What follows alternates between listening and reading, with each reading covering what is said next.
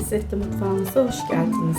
Bugün çok güzel damla çikolatalı bir muffin yapıyoruz.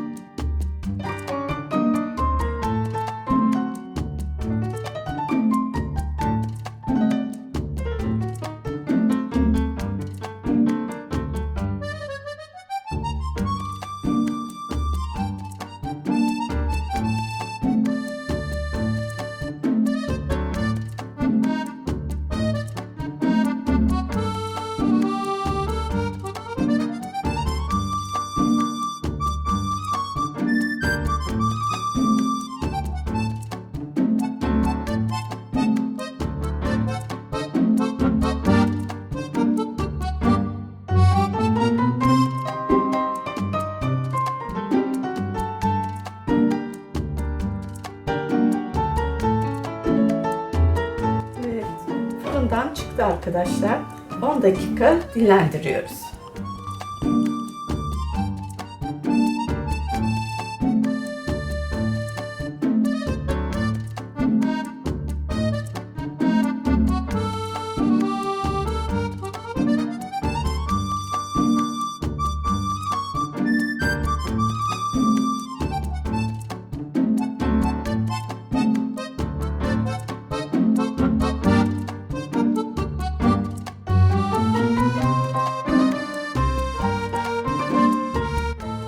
Evet arkadaşlar, muffinlerimiz azaldı. Yeğenim 2 tanesini aldı ve gitti. Evet, birini daha aldı ve gidiyor. Muffinlerimiz bu kadar kaldı. Şimdi test zamanı, tadım zamanı.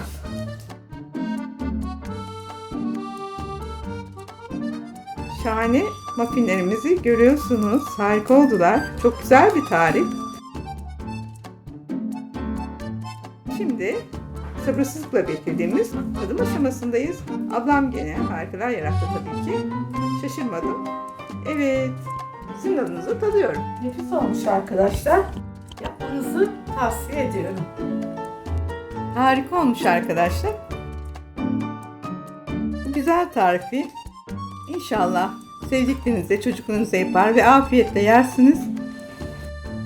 Bugünlük bizlerden bu kadar. Bizlere afiyet olsun. Yapıp yersiniz. Sizlere de afiyet olsun. Sevgiyle, sağlıkla, mutlulukla kalın. Hoşça kalın arkadaşlar. Hoşçakalın. Kanalımıza abone olmayı, beğenmeyi ve dostlarınıza tavsiye edip paylaşmayı da unutmazsanız çok seviniriz arkadaşlar. Hoşça kalın. Bay bay.